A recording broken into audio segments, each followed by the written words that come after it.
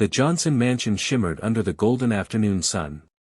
Balloons lined the grand staircase, and Amelia's laughter echoed through the walls as guests gathered to celebrate her 6th birthday. The house smelled of vanilla frosting and fresh roses, and for a moment, everything looked perfect. But perfection has a way of hiding pain. Maya Johnson, 32, stood in the center of the living room, wearing a soft lavender dress that she'd chosen weeks ago just for this day. Her dark curls framed her face, and her warm brown skin glowed under the chandelier lights. She had worked tirelessly to make this party magical for her daughter, ordering the cake Amelia wanted, organizing games, and even booking a magician. Yet, in the middle of it all, the man she thought loved her most, destroyed her. Daniel Johnson, her husband of 8 years, stood with a group of his wealthy friends, glass of whiskey in hand. Dressed in his expensive navy suit, he looked every bit the successful real estate mogul he was. But beneath the charming smile, Daniel had an ego sharper than any knife. One of his friends nudged him playfully and said, "You really hit the jackpot, Dan. A gorgeous wife, a mansion, a perfect kid." Daniel chuckled, and then said the words that would shatter Maya's heart forever. "Hit the jackpot?" He scoffed. "Man, I settled. Can you believe I married a black girl from the Bronx? Thought I was saving her, but honestly, guess everyone makes mistakes." The laughter from his friends was awkward, hesitant, but Daniel's wasn't.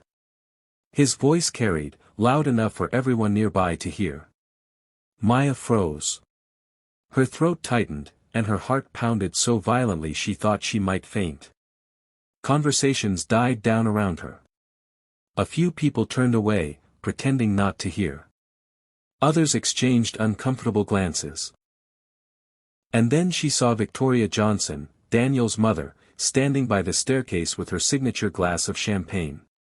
She didn't look shocked. She smirked. For years, Victoria had made her feelings clear: Maya didn't belong.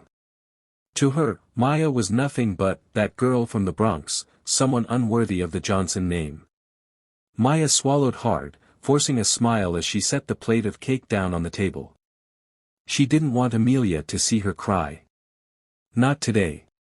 But inside, something broke. And something else woke up. 3 days of silence. The party ended, but the wound didn't.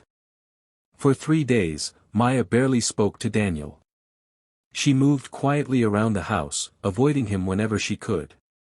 When she tucked Amelia into bed, she kissed her forehead and whispered, "Mommy's okay," even though she wasn't. She stayed up late each night, staring at the ceiling, replaying his words over and over. "I settled. A mistake."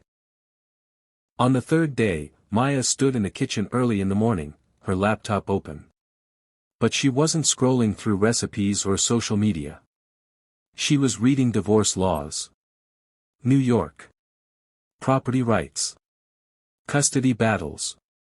Prenuptial agreements. By noon, she had already bookmarked 6 law firms. She wasn't just hurt anymore. She was planning. That evening, Maya was putting Amelia to bed when she heard muffled yelling from Daniel's office. She hesitated, walking closer until she could make out his words. "I told you I'd send the money. Stop calling me here." Her pulse quickened. Who was he talking to? "I don't care about the kid, all right? That's not my responsibility." Her hand gripped the banister. "Kid?" The next morning, while Daniel was at the gym, Maya entered his office. She knew where he kept the spare key to his locked desk drawer. Inside, she found bank statements, hotel receipts, and photographs. But what froze her completely was a single envelope with a birth certificate. Daniel had been sending $6,000 a month to a woman in Atlanta. Inside the envelope was a photo of a little boy. He was 5 years old. Daniel's son. Maya sat in silence, trembling. She wasn't just living with a man who mocked her. She was living with a liar. That night, Maya confronted Daniel in the living room. Amelia was asleep upstairs, so her voice was low but firm. "Who's the boy, Daniel?" His whiskey glass paused midair. "Excuse me. I went through your office." Her voice cracked. "Who is he?" Daniel slammed the glass down, shattering it on the table. "You went through my stuff." "Unbelievable, Maya. You're unbelievable."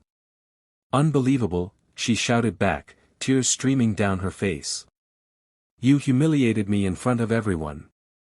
You cheated on me. You lied for years, and I'm unbelievable." Victoria appeared from the hallway, drawn by the commotion. Her eyes glittered with cruel amusement. "Of course," she said coldly. "The Bronx girl snooping again. I told you, Daniel, she's trouble." "Stay out of this, Victoria," Maya snapped, surprising even herself. But Victoria only smirked. "Oh, darling, you don't scare me. You may wear the ring, but you'll never be one of us. When this marriage ends, you'll leave with nothing." Maya turned to her, her voice trembling but sharp. "You're wrong. When this ends, I'll leave with everything." Maya contacted Angela Brooks, one of the toughest divorce attorneys in New York.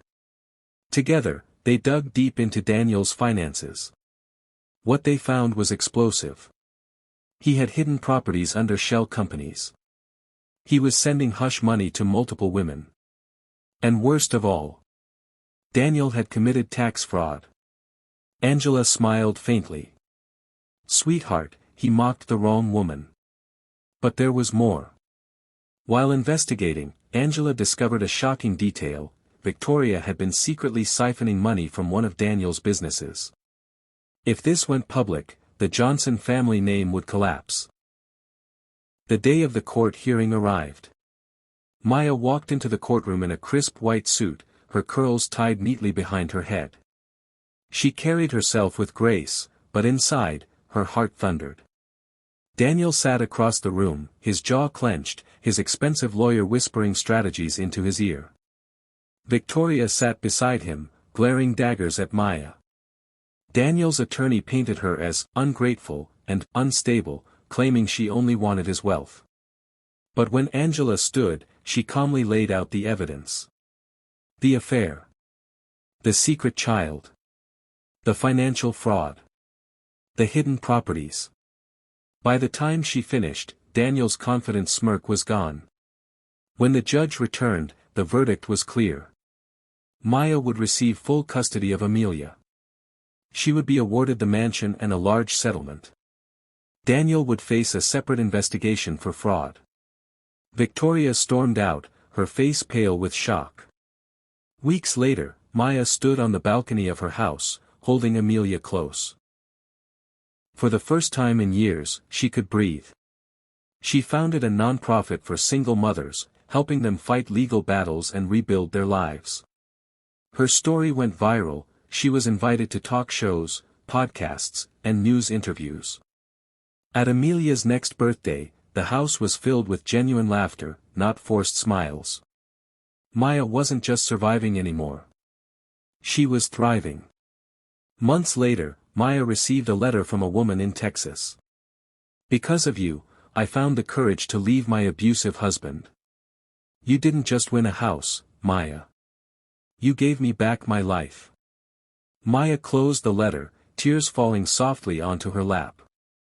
Sometimes, the most painful endings lead to the most powerful beginnings.